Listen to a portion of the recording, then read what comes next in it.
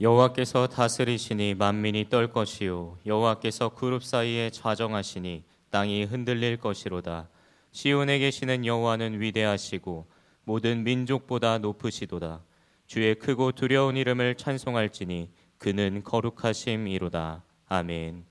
거룩하시고 위대하신 하나님 아버지, 주연절의 마지막 주일을 맞아 우리를 빛 가운데로 부르시고 주님의 영광을 보게 하신 은혜에 감사드립니다. 우리가 두려움과 경외함으로 주님을 높이며 공의와 정의를 사랑하시는 주님의 마음을 담게 하옵소서. 우리의 예배를 기쁘게 받아주시고 거룩하신 주님 앞에 겸손히 엎드려 주님만을 높이는 시간이 되게 하옵소서.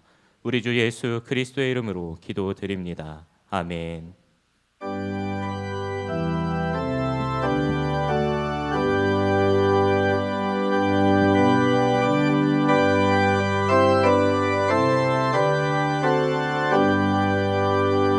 전능왕 오셔서 주 이름 찬송케 하옵소서. 영광과 권능의 성부여 오셔서 우리를 다스려 주옵소서. 강생한 성자여 오셔서 기도를 들으소서. 택하신 백성들 복 내려 주시고 거룩한 마음을 주옵소서. 위로의 주 성령 오셔서 큰 증거 주옵소서. 전능한 주시여 각 사람 맘에서 떠나지 마시고 계십소서. 성삼위 일체께 한없는 찬송을 드립니다. 존귀한 주님을 영광 중 배우고 영원히 모시게 하옵소서.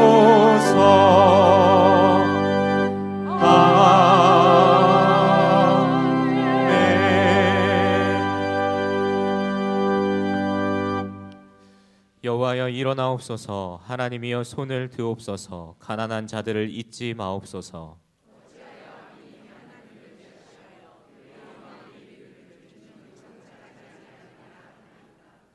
주께서는 보셨나이다. 주는 재앙과 원한을 감찰하시고 주의 손으로 갚으려 하시오니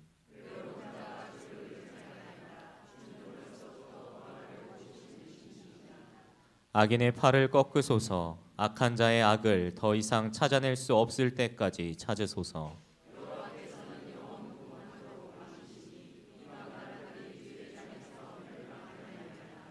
여호와여 주는 겸손한 자의 소원을 들으셨사오니 고아와 압제당하는 자를 위하여 심판하사 아멘. 다 함께 우리의 신앙을 고백하겠습니다.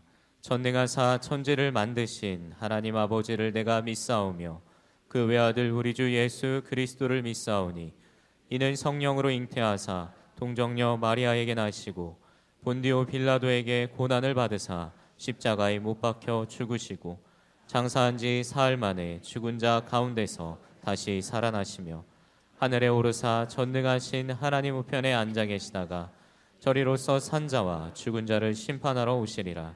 성령을 믿사오며 거룩한 공회와 성도가 서로 교통하는 것과 죄를 사하여 주시는 것과 몸이 다시 사는 것과 영원히 사는 것을 믿사옵나이다. 아멘.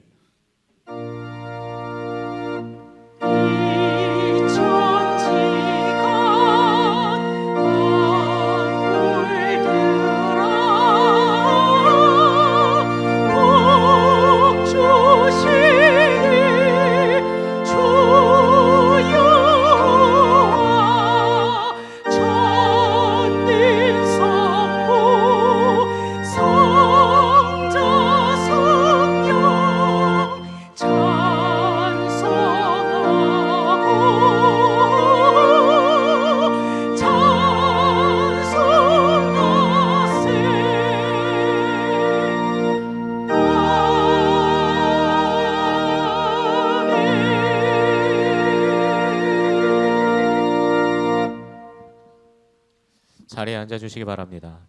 언제나 완전하시고 언제나 선하시며 언제나 우리와 함께 하시는 사랑의 하나님 감사합니다. 우리의 모든 악함과 죄를 사하여 주신 십자가가 오늘 우리의 참소망 되심을 감사드립니다. 하루를 향한 계획과 처리해야 될 일들과 직면한 삶의 문제들을 떠오르기 전 주님을 만나는 예배가 우리 삶에서 가장 우선순위가 되게 하옵소서. 말씀을 가까이 할 때 주어지는 분별력과 찬송을 통해 주어지는 힘과 능력, 기도로 주어지는 결단의 용기가 우리의 삶을 먼저 채워지게 하옵소서. 하나님 아버지, 겸손과 온유, 참음으로 서로 용납하게 하옵소서. 사랑 안에서 참뛰고 덕스러운 말을 하는 저희들 되게 하옵소서.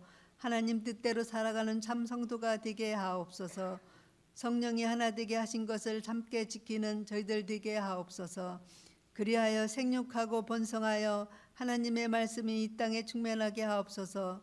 하나님 아버지, 사도 요한을 부흥의 통로로 쓰신 주님, 우리가 선교와 기도로 제2의 요한이 되어 부흥의 통로가 되게 하옵소서. 우리를 통해 가정과 교회와 나라와 민족에 부흥을 허락하여 주옵소서. 사랑의 하나님, 주일학교가 영아부부터 청년에 이르기까지 부흥시켜 주옵소서.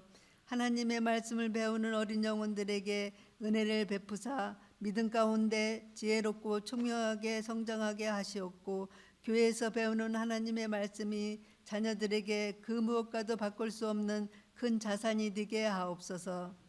이 시간 주님의 말씀을 대언하실 목사님, 주님 함께 하시어서 강건케 붙잡아 주시고 주님 말씀에 저희들 은혜 받는 시간 되게 하옵소서. 이 땅의 여러 곳에서 주님 나라 확장을 위해 헌신하시는 선교사님들 지켜 주시옵고 지경을 넓혀 주시옵소서. 저희들 뜨거운 기도로 동참하게 하옵소서. 예배를 돕는 많은 손길 주님 기억하여 주시고 축복하옵소서. 우리의 모든 생각과 마음을 아시는 주님, 있어야 할 것과 필요로 하는 삶을 이끌어 주옵소서. 우리의 모든 힘의 근원 되시는 예수 그리스도 이름으로 기도드려옵나이다. 아멘.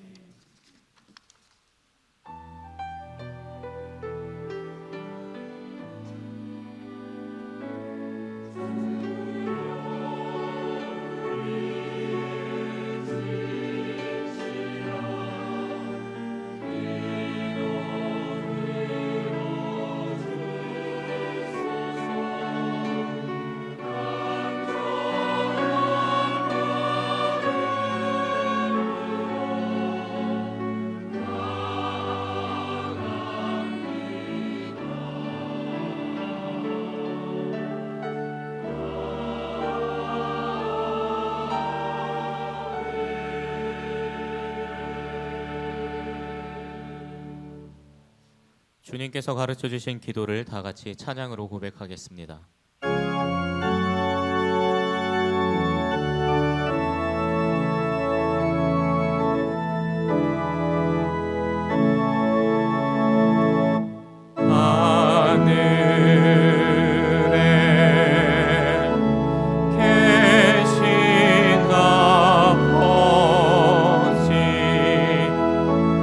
이름 거룩 하사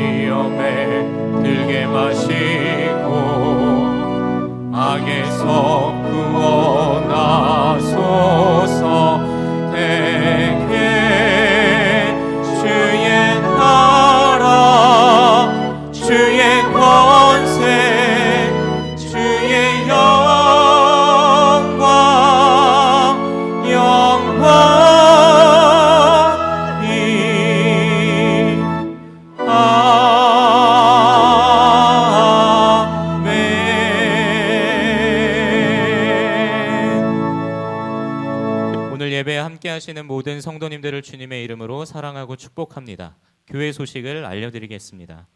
이번 주일은 주현우 마지막 주이자 변화 주일입니다. 교회에 등록하신 분이나 등록하기를 원하시는 분들께서는 새가족 모임에 참여해 주시기를 바랍니다. 새가족 모임은 매주일 오후 12시 20분 6층 새가족부실에서 있습니다. 2월 18일 성회 수요일을 시작으로 사순절이 시작됩니다.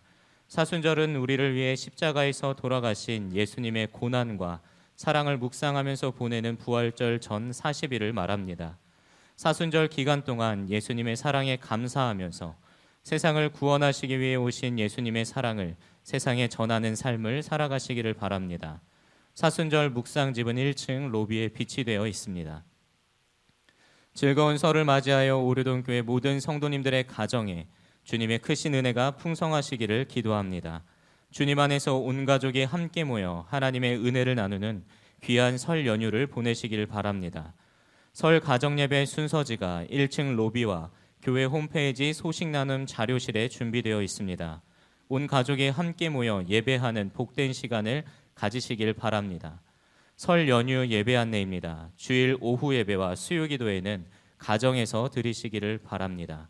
설 연휴 기간인 2월 16일 월요일부터 18일 수요일까지 새벽 기도회는 온라인 새벽 기도회로 드립니다. 설 연휴 기간 동안에는 교회를 개방하지 않습니다. 5층 중예배실 리모델링 공사를 실시하였습니다. 봉헌해 주신 성도님들께 감사드립니다. 오픈 감사 기도회는 오늘 오후 12시 20분 5층 중예배실 현관에서 있습니다. 한마음잔치 조추점이 오늘 3부 예배 후 1층 로비에서 진행됩니다. 각 선교회 대표들은 3부 예배 후 바로 1층 로비로 모여주시기를 바랍니다. 한마음잔치는 3월 1일 주일 오후 12시 50분에 있습니다. 다문화 가정모임이 오늘 오후 1시 3층 목양실에서 있습니다. 신천권사 교육이 3월 8일 주일과 3월 15일 주일 오후 1시부터 총 2회에 걸쳐서 지하 1층 세미나실에서 있습니다. 권사 임명예배는 3월 22일 주일 3부 예배 시에 있습니다. 2026년 전반기 다니엘 중보기도회가 시작됩니다. 다니엘이 시간을 정해놓고 기도할 때 놀라운 하나님의 축복이 일어났던 것처럼 중보기도 사역을 통하여 여러분의 삶 가운데도 놀라운 하나님의 축복이 일어나기를 소망합니다. 신청은 1층 게시판에 이름을 기입해 주시기를 바라며 문의사항은 중보기도 대장이신 윤신우 권사님께 해주시기를 바랍니다. 교우 소식입니다. 전선부 목사님께서 부천 성모병원에 입원하셨습니다. 빠른 회복을 위해서 기도해 주시기 바랍니다. 여장로의 서울남녀의 연합회 총회가 2월 20일 금요일 오전 11시 5층 중예배실에서 있습니다. 이옥진 장로님께서 서울남녀의 여장로회 회장으로 연임하십니다. 청소년부 겨울수련회가 2월 28일 토요일 오전 8시 30분 교회에서 출발합니다. 위에서 기도해 주시기를 바랍니다. 올해 사랑의 쌀 봉사단이 시작되었습니다. 섬김으로 애써주시는 사랑의 쌀 봉사단을 위해서 기도해 주시기를 바랍니다. 오늘의 제단원하는 최달순 장로님, 정현순 권사님 가정에서 범사감사 제목으로, 애참관 섬김은 정세경 장로님, 김금순 권사님 가정에서 신년감사 제목으로 섬겨주셨습니다. 이 시간 우리에게 주시는 하나님의 말씀은 사사기 3장 1절부터 11절까지의 말씀이며 구약성경 363쪽에 있습니다. 여호와께서 가나안의 모든 전쟁들을 알지 못한 이스라엘을 시험하려 하시며 이스라엘 자손의 세대 중에 아직 전쟁을 알지 못하는 자들에게 그것을 가르쳐 알게 하려 하사 남겨두신 이방 민족들을 블레셋의 5 군주들과 모든 가나안 족속과 시돈 족속과 바알 헤르몬 산에서부터 하맛 입구까지 레바논 산에 거주하는 히위 족속이라. 남겨두신 이 이방 민족들로 이스라엘을 시험하사 여호와께서 모세를 통하여 그들의 조상들에게 이르신 명령들을 순종하는지 알고자 하셨더라. 그러므로 이스라엘 자손은 가나안 족속과 헷 족속과 아모리 족속과 브리스 족속과 히위 족속과 여부스 족속 가운데에 거주하면서 그들의 딸들을 맞아 아내로 삼으며 자기 딸들을 그들의 아들들에게 주고 또 그들의 신들을 섬겼더라. 이스라엘 자손이 여호와의 목전에 악을 행하여 자기들의 하나님 여호와를 잊어버리고 바알들과 아세라들을 섬긴지라.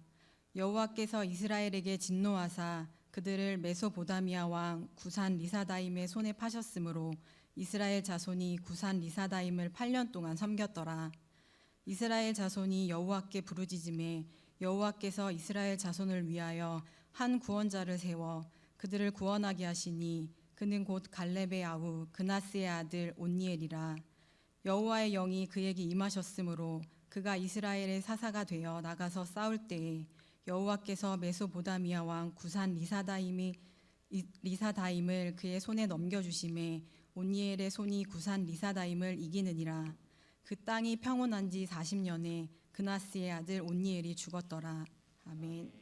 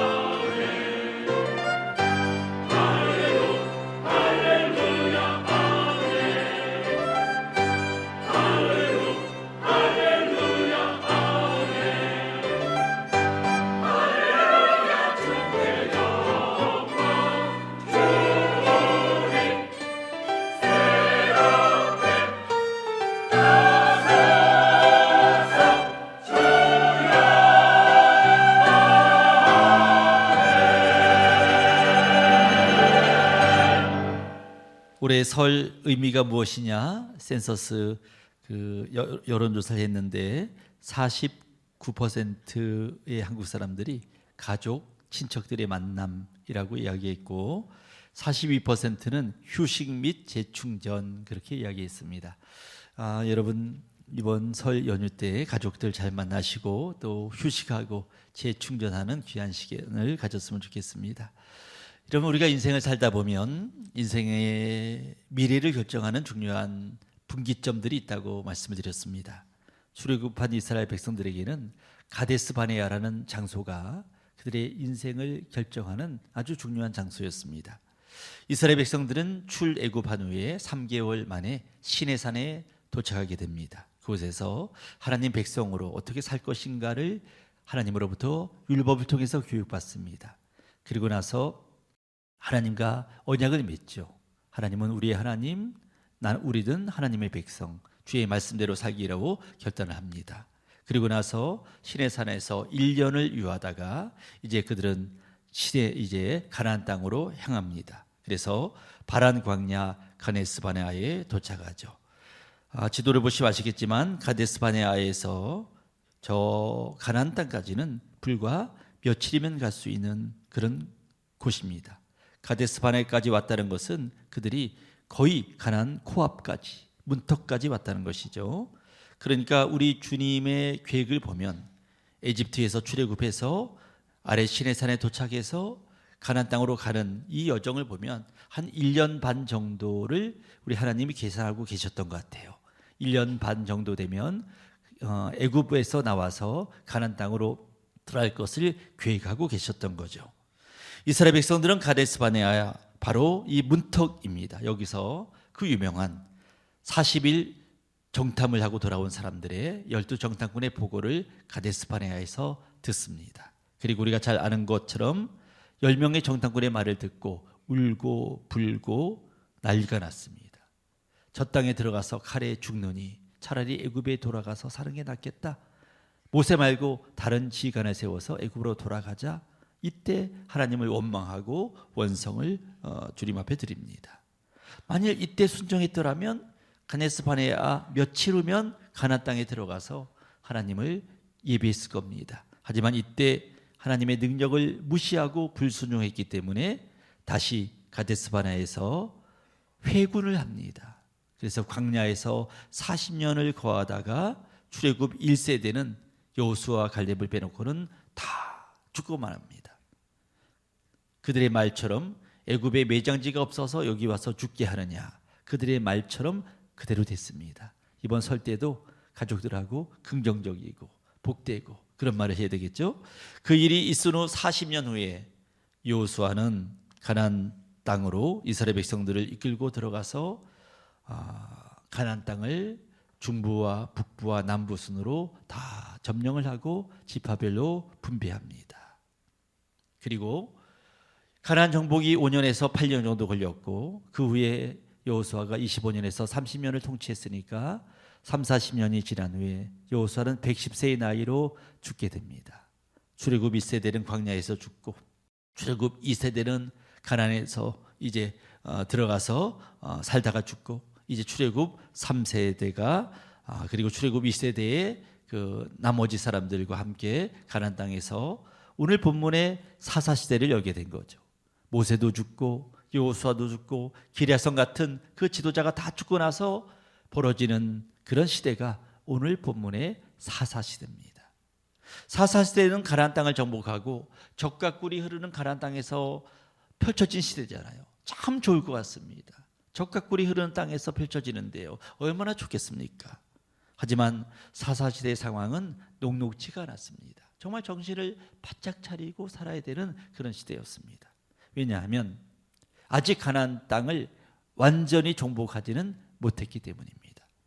여러분 여호수아 11장 3절에 보면 그런 말씀이 있습니다. 그 온 땅을 점령하여 그 땅에 전쟁이 그쳤더라. 이렇게 말하고 있지만 온 땅을 점령했다는 얘기는 주요 군사 세력과 왕국들을 격파했다는 거지 모든 지역을 다 점령해서 지배권에 있다는 것은 아닙니다. 이 말은 가나안의 중앙 통치 세력을 붕괴시켜서 큰 전쟁은 끝났다. 그 땅에 전쟁이 거쳐져라. 큰 전쟁이 끝났다는 얘기지. 아직 많은 성읍들이 가나안 주민이 차지하고 있었고 각 소규모 주민들이 거기에 있었습니다. 그래서 여호수아에 보면 여러분 13장 1절에 보면 아직도 얻을 땅이 매우 남아있도다라고 이야기하고 있고요. 여호수아 15장에 보면 예루살렘 주민 여부수족은 여전히 예루살렘에 있어서 유다 자손과 함께 예루살렘에 거주하니라라고 되고 있고요. 또 여호수아 17장에 보면 므낫세 자손도 그 성읍 주민들을 쫓아내지 못해서 함께 거주했다고 이야기하고 있는 거죠. 이런 상황은 여호수아가 죽은 후에도 마찬가지입니다. 오늘 사사 시대 때도 똑같습니다. 오늘 본문 3장 2절은 뭐라고 말하고 있죠? 여러분 3장 2절은 사사 시대 여호수아가 죽고 한참 후임에도 불구하고 블레셋 다섯 군주들과 모든 가나안 족속과 시돈 족속과 히위 족속이 그곳에 남아서 함께 살고 있었다는 겁니다. 지도를 보면 아시겠지만 블레셋 민족은 저 남쪽에 있는 다섯 성읍을 차지하고 있었습니다. 남쪽에. 저 가나안 족속은 가나안 본토에 살고 있었습니다. 시돈 족속은 저 북쪽 해안가에 살고 있었습니다. 히위 족속도 가나안 중부와 북쪽 레바논 산에 나누어서 살고 있었습니다. 이스라엘의 영토가 단에서 부엘세베까지 저 녹색 지역이니까 북쪽에도 대적들이 있었고 남쪽에도 대적들이 있었고 동편을 제외하고는 사방이 대적들이 있었습니다. 이스라엘이 가나안 땅을 점령하긴 했지만 사방이 적이 둘러싸여 있었습니다. 언제든지 전쟁이 일어날 수 있는, 언제든지 침략을 받을 수 있는 걱정과 근심 속에 그들은 가나안 시대를 열었다는 것입니다. 여러분 하나님은 복의 근원이시죠? 우리가 행복하길 원하시고 우리에게 복을 주시기를 원하십니다. 예레미야 29장 11절에 보면 우리 주님의 생각은 재앙이 아니라 평안이요 장래의 소망을 주려는 것이라 라고 말하고 있습니다. 그런데 왜 주님은 이렇게 그들을 불안하게 살게 했을까요? 북쪽의 적들, 남쪽의 적들 다 여리고 성도 무너뜨린 주님께서 다 성 무너뜨리고 쫓아내면 됐을 텐데 왜 그들을 남겨두어서 항상 걱정과 근심 속에 살게 하셨을까요? 성경은 그 이유에 대하여 1절에 오늘 본문에 이렇게 말하고 있습니다. 1절을 우리 읽어볼까요? 여호와께서 가나안의 모든 전쟁들을 알지 못한 이스라엘을 뭐라고요? 시험하려 하셨다는 것입니다. 이때 시험은 히브리어로 나사라는 단어라고 하는데 유혹하여 넘어뜨린다는 것이 아닙니다. 그건 마귀가 하는 시험이죠. 우리 주님은 하나님의 백성들의 믿음을 검증하고 그 믿음을 어떤가 드러내기를 원하셨다는 것입니다. 여러분 무엇을 드러내기를 원하셨느냐? 그 3절 뒤인 4절을 보면요 이런 말씀이 있습니다. 그들의 조상들에게 이르신 명령들을 순종하는지 알고자 하셨더라. 하나님 말씀대로 순종하는지 순종하지 않는지를 알고자 하셨더라. 그 외적들이 둘러싸여 있는 상황 속에서 그들의 다신교를 믿는 그 유혹 속에서 하나님의 말씀만 붙잡고 사는지 안 사는지를 그들은 순종하는지를 시험하고자 하셨더라. 알고자 하셨더라. 그런 이야기입니다. 여러분 이스라엘 백성들에게서 전쟁은요 단지 군사적으로 충돌하는 것을 말하지 않습니다. 물론 전쟁의 결과는 땅을 얻거나 땅을 지키거나 그런 것이지만 하나님이 전쟁을 통해서 이스라엘 백성들에게 하시려는 목적이 또 하나 있습니다. 그것은 무엇인가 하면 전쟁은 하나님께 속한 것이다. 이것은 군마와 병거와 군대 수로 전쟁을 하는 것이 아니라 전쟁은 하나님께 속해 있기 때문에 하나님을 믿을 때 승리할 수가 있고 믿지 않을 때 아무리 많은 군대를 가졌더라도 이길 수가 없다는 것을 그들에게 보여주시는 목적이 이 전쟁에 있습니다. 그래서 하나님이 전지전능하시고 하나님은 능력이 많으심을 깨닫고 주님을 붙잡고 일생을 살아가라. 이게 전쟁의 숨은 목적 중에 하나입니다. 하나님이 왜 이스라엘 백성들을 애굽에서 탈출시켜서 홍해 바다 앞으로 인도했을까요? 하나님은 홍해도 가를 수 있는 분이다. 너는 하나님을 믿고 살아라. 이걸 체험케 하시기 위한 거죠. 하나님은 미디안 백성들이 쳐들어올 때 그 미디안 수에 비해서 택도 없는 32,000명이 모였는데 31,700명을 돌려보내고 왜 300명 가지고 그들과 싸우려겠을까요? 하나님을 믿을 때 300명 가지고도 이길 수가 있다. 이것을 몸소 체험하기 위한 주님의 뜻이 계신 거죠. 하나님은 불가능이 없으시다. 하나님만 믿으면 어떤 상황 속에서도 우리는 승리할 수가 있다는 것을 보여주기 위한 주님의 뜻이 계신 거죠. 여러분, 이스라엘 백성들은 광야에서 주님의 모든 능력들을 다 체험했습니다. 10가지 재앙도 애굽에서 체험했고요. 홍해가 갈라지고 요단강이 갈라지고 광야에서 하늘에서 만나가 내리고 별 체험을 다 했습니다. 그런데 그들은 모두 죽었습니다. 그리고 지금 가나안 시대에 살고 있는 이 사람들은 2.5세대, 3세대 사람들입니다. 여러분 1절과 2절에 두 번이나 거듭하는 말이 있죠. 전쟁을 알지 못하는 그들. 전쟁을 알지 못하는. 이 말은 다른 말로 얘기하면 하나님의 능력을 듣긴 들었어도 직접 눈으로 체험하지 못한 그런 세대라는 겁니다. 부모로부터 이후로부터 하나님이 하신 일을 다 들었어요. 들었지만 몸으로 체험하지 못한 그런 세대라는 얘기입니다. 여러분 이런 세대에 우리 하나님께서는 가나안 족속을 남겨두므로 가나안 족속이 아무리 북쪽과 남쪽 주변에 강할지라도 나만 믿으면 너희들이 안전하게 거할 수가 있다는 것을 보여주시기 위하여 이런 적군들을 다 몰아내지 않고 남겨두었다는 얘기죠. 그러면 신명기 28장은 분명히 이렇게 말하고 있습니다. 1절 말씀, 내가 내 하나님 여호와의 말씀을 삼가 듣고 내가 오늘 내게 명령하는 그의 모든 명령을 지켜 행하면 하나님께서 세계 모든 민족 위에 너를 뛰어나게 할 것이고 성읍에서도 들에서도 복을 받게 할 것이고 내 몸의 자녀, 토지의 소산, 짐승의 새끼, 소와 양의 새끼가 복을 받을 것이고 광주리, 떡반죽 그릇이 복을 받을 것이고 들어와도 나가도 복을 받을 것이고 7절 읽어볼까요? 시작. 여호와께서 너를 대적하기 위하여 일어난 적군들을 내 앞에서 패하게 하시리라. 그들이 한 길로 너를 치러 들어왔으나 뭐라고요?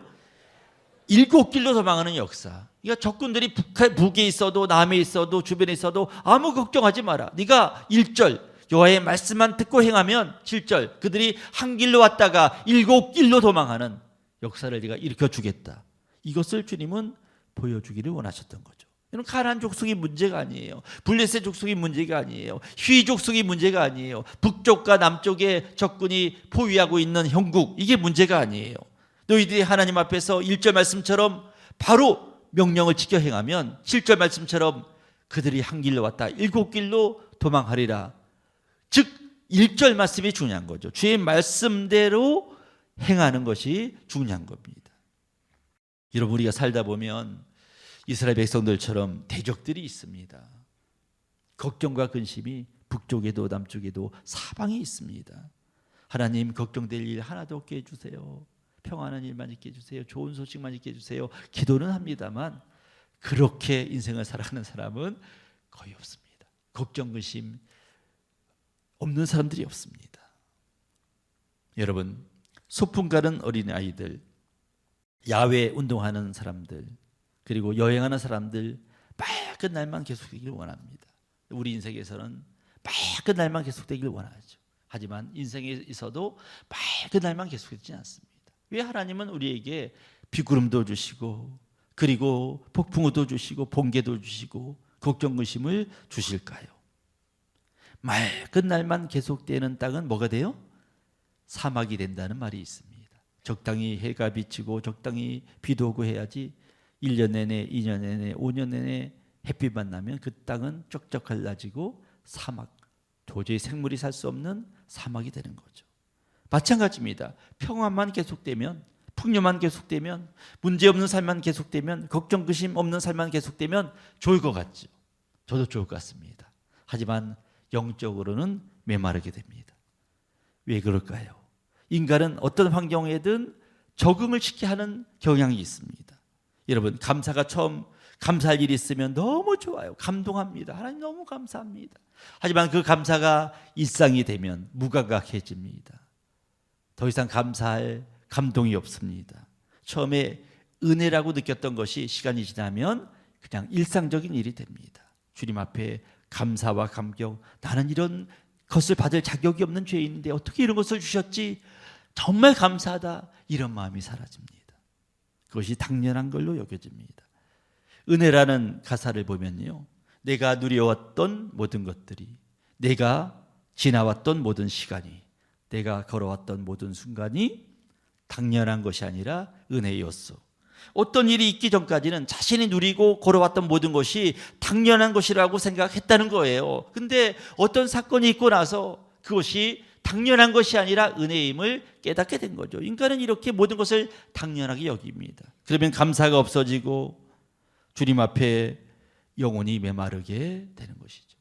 또 우리가 햇빛만 가득하면 우리 신앙이 메마르는 이유는 기도 제목이 없어지면 기도의 간절함도 사라지게 됩니다.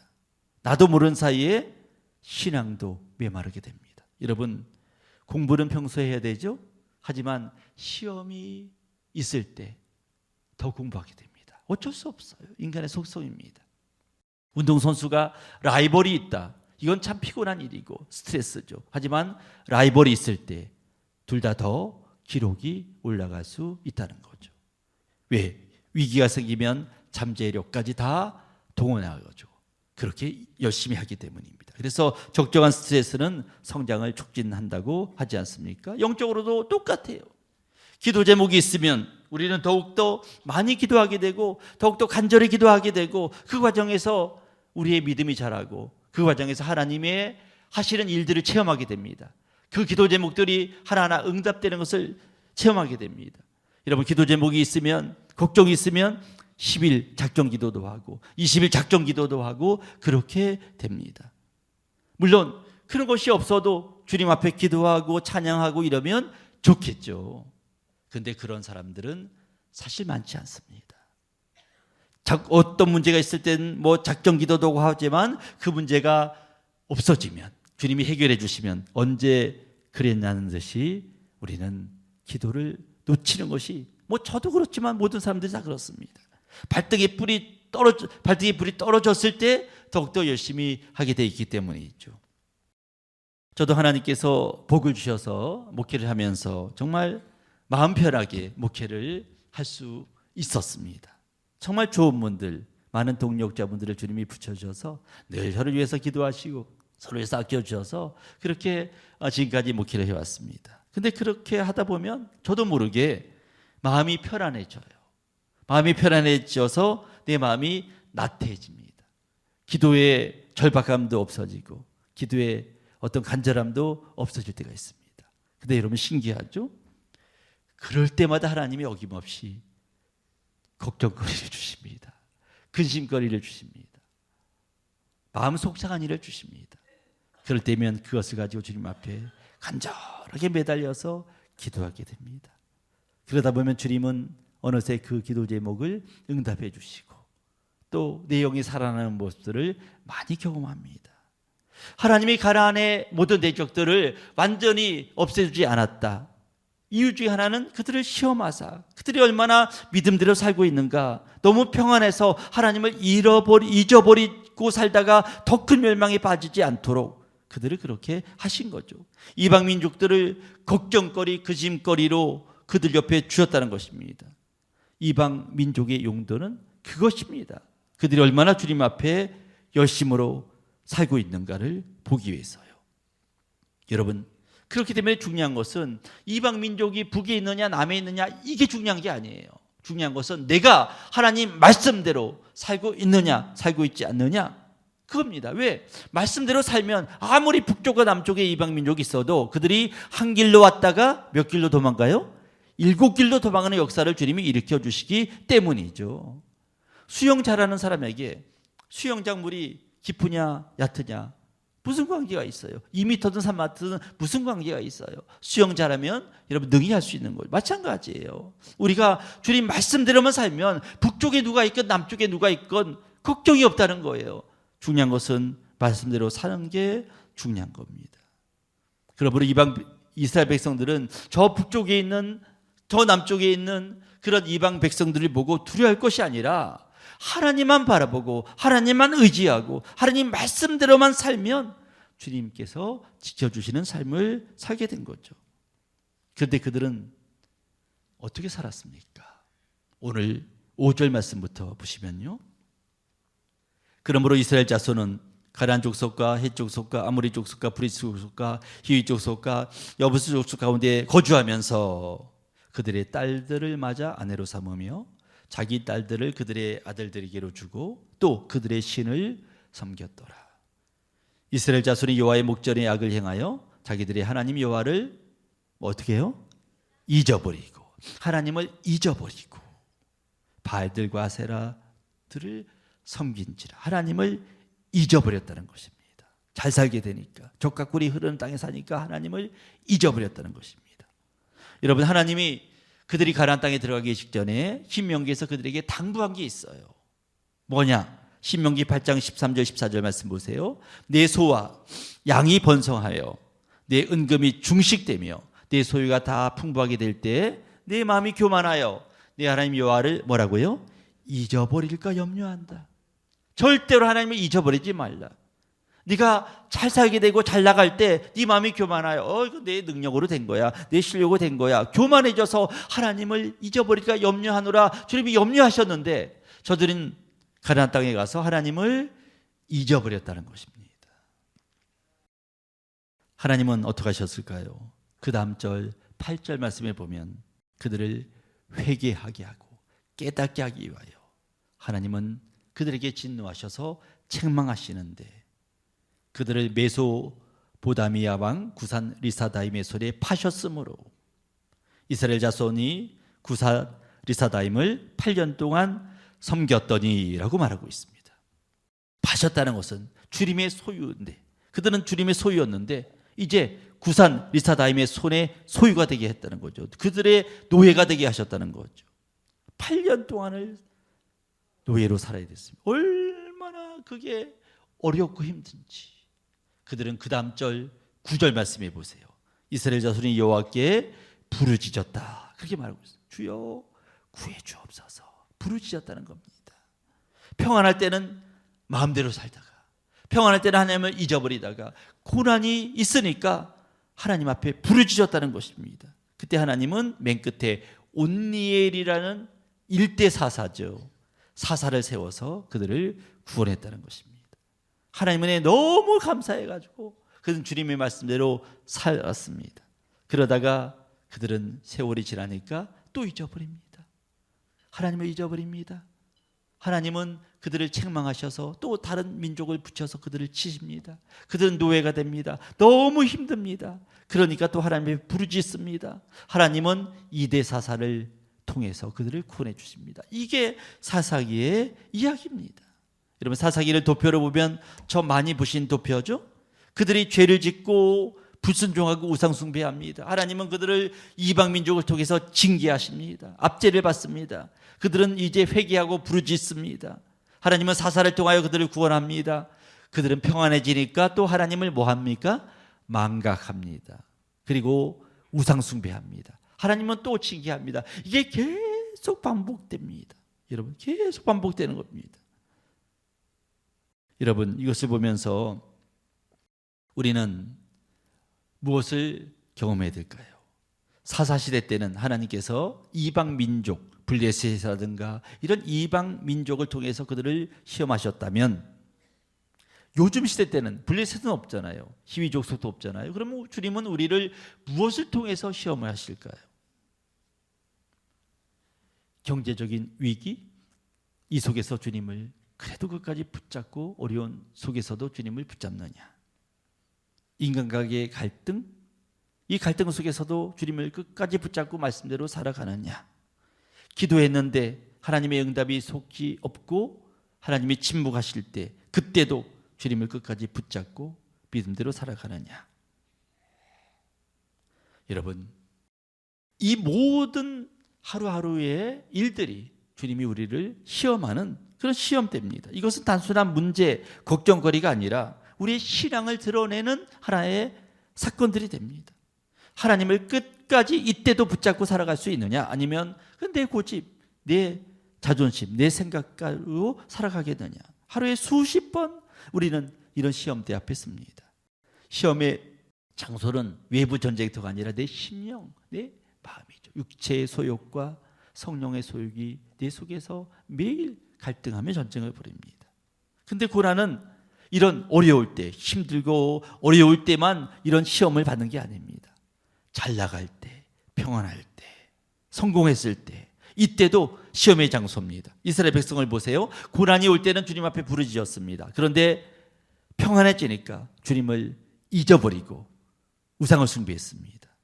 하나님은 소와 양이 많아지고 내 소유가 풍부하게 될 때 절대로 나를 잊지 마라고 말씀하셨는데 그때 하나님을 잊었습니다. 그러니까 고난이 있을 때보다 평안할 때가 더 우리 시험 때입니다. 여러분 어린아이들에게 그 용돈을 똑같이 주시면요 그 아이들의 성격이 드러나죠. 어떤 아이는 그 중에서도 뭐 조금씩 모아서 알뜰하게 이렇게 쓰는 있는 반면 어떤 아이는요 반나절이 되지 못하게 다 써버리는 애가 있죠. 성격이 드러납니다. 여러분 하나님께서 우리들에게 권세를 주셨을 때 그때 우리는 시험 때입니다. 그 권세를 가지고 정말 주님을 섬기는 사람이냐 아니면 내 고집을 부리는데 그것을 사용하느냐. 주님은 그 권세도 하나의 시험 때 이거죠. 끝까지 주님을 찾느냐 아니면 하나님을 잊어버리느냐. 여러분 성경은요 반복해서 풍요 속에서도 하나님을 잊지 마라 계속 말하고 있습니다. 고난 있을 때 정신 차리지만 평탄할 때도 정신 차리고 주님 앞에 나가라 이렇게 말하고 있습니다. 이스라엘은 이 같은 상황 속에서 정말 주님을 의지하고 주님 앞에 더욱더 간절히 나가야 됐죠. 하지만 그러지 않았어요. 주님은 그럴 때마다 그들을 책망하시려 징계하셨는데 이 사사기만 하더라도 그들이 이방 민족으로부터 억압당하고 침략당하고 지배받은 사건이 7번이나 넘게 사사기에 나옵니다. 여러분 왜 그들은 이렇게 이방 민족에게 7번이나 억압당하고 압제를 당했을까요? 이방 민족이 있어서 그런 게 아닙니다. 이스라엘 백성들은 이렇게 생각할 수 있어요. 아, 저들만 없었으면 우리가 편히 살 텐데 우리가 이 문제만 없어지면 행복하게 살 텐데 주여 이 문제 없애 주시옵소서. 이거와 똑같습니다. 이건 인과관계를 잘못한 거죠. 저 민족만 없으면 우리가 평안히 살 텐데가 아니라 하나님 말씀대로 살지 않았기 때문에 그 민족이 이스라엘을 괴롭힌 겁니다. 이 순서를 잘 알아야 됩니다. 여러분 정말 저 문제가 없으면 평안할 텐데가 아니라 하나님은 우리가 하나님을 믿고 살 때 그 문제가 우리들에게 맥을 못 추게 하시고요. 이방 민족이 맥을 못 추게 하듯이 우리가 주님 말씀만 붙잡으면 그 모든 문제들이 맥을 못 추게 하시는 거죠.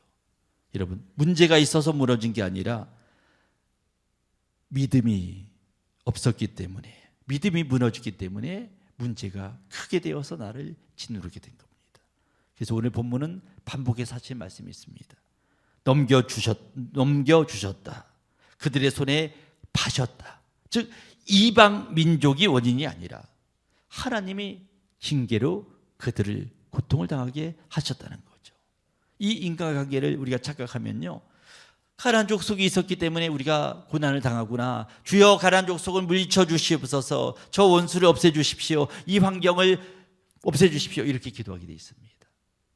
하지만 성경적인 기도는 그게 아니라 주님 내가 어디서 무너졌습니까? 내가 어디가 잘못했습니까? 내가 주님 앞에 바로 서게 해주십시오. 이렇게 할 때 주님은 그 문제가 되지 않도록 주님께서 역사하시는 거죠.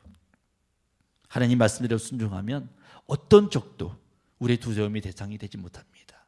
어떤 환난도 어떤 병마도 어떤 암세포도 우리에게 여러분 힘을 쓰지 못합니다. 하지만 불순종하면 작은 감기도 두려움의 대상이 됩니다. 중요한 것은 우리가 주님 앞에 바로 서는 게 중요한 거죠. 오늘 우리 등계 성도 여러분 주님 앞에 바로 서는 여러분 되기를 간절히 축원합니다. 다윗이 고난이 있을 때나 평안할 때나 주님을 찬양했습니다. 목동이었을 때나 왕이 되었을 때나 한결같이 주님을 찬양했습니다. 아둘람 굴에 숨어 있을 때나 백향목 궁궐에 있을 때나 언제나 주님을 찬양했습니다. 언제나 겸손하게 주님 앞에 찬양했습니다. 그럴 때 내 마음에 합한 자라는 소리를 듣게 된 거죠. 이번 설에 가족들에게 우리 어떤 상황 속에서도 감사하자 한마디만 여러분 해주세요.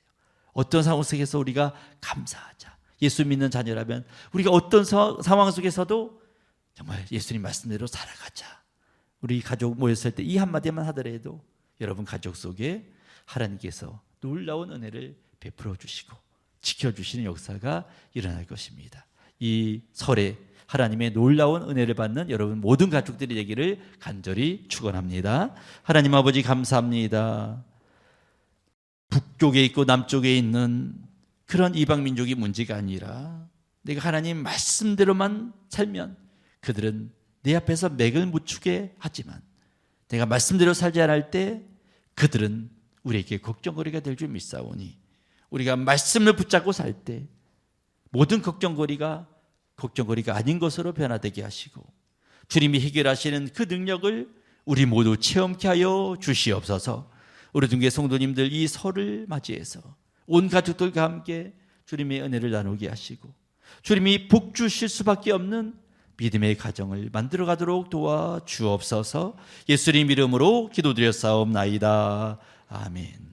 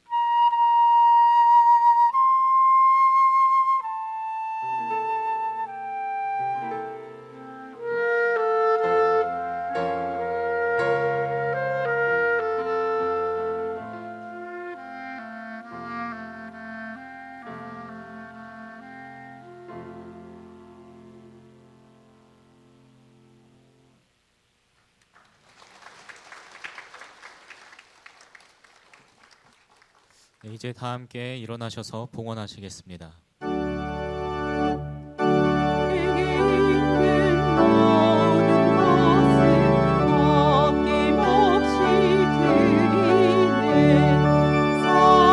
사랑하고 의지하는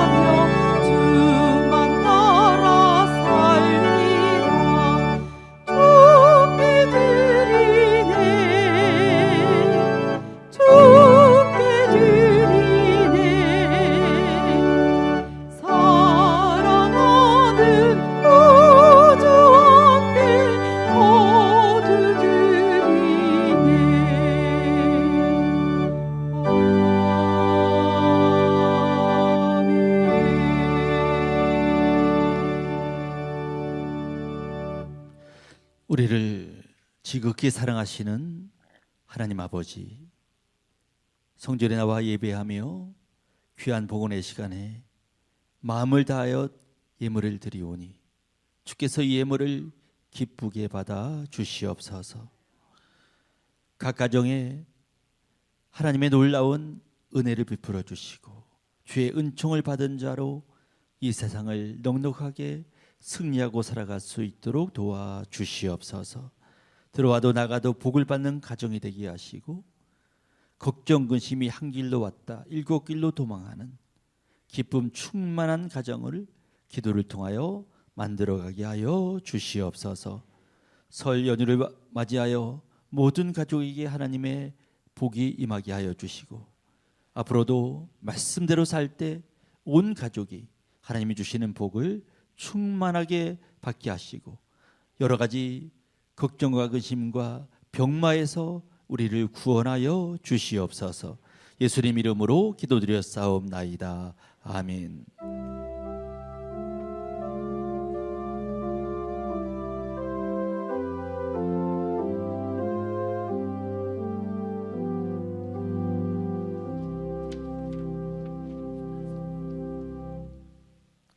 영적으로 성장하여 주님 마음에 합한 사람이 되기를 원하시는 하나님,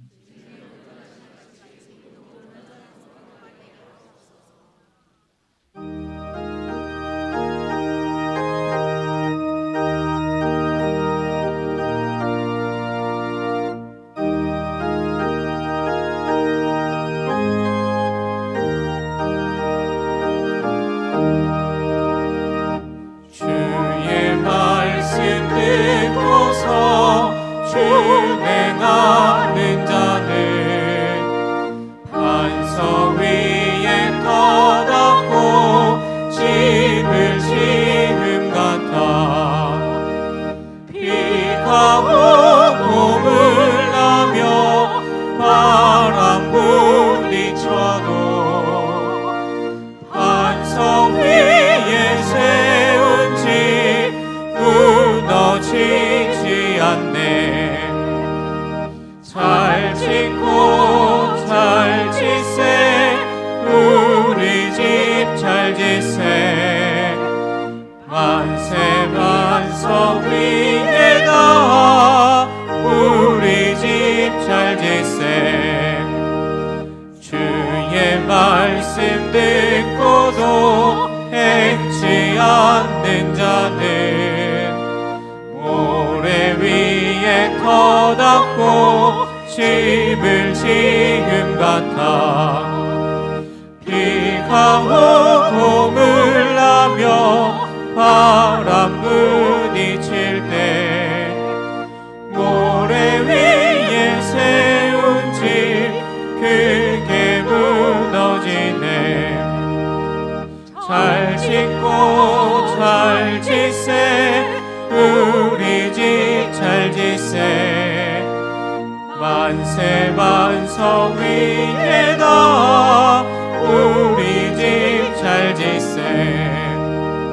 세상 모든 사람들 집을 짓는 자니 반석 위가 아니면 모래 위에 짓네.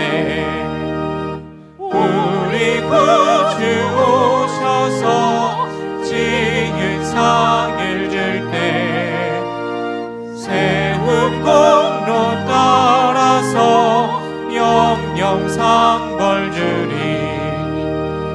잘 짓고 잘 짓세 우리 집 잘 짓세. 만세 반석 위에다 우리 집 잘 짓세. 이제는 성부와 성자와 성령의 감화 감동하심이 오늘 우리동교회 모든 성도님들 가정 위에 지금부터 영원까지 함께 하시기를 간절히 축원하옵나이다. 아멘.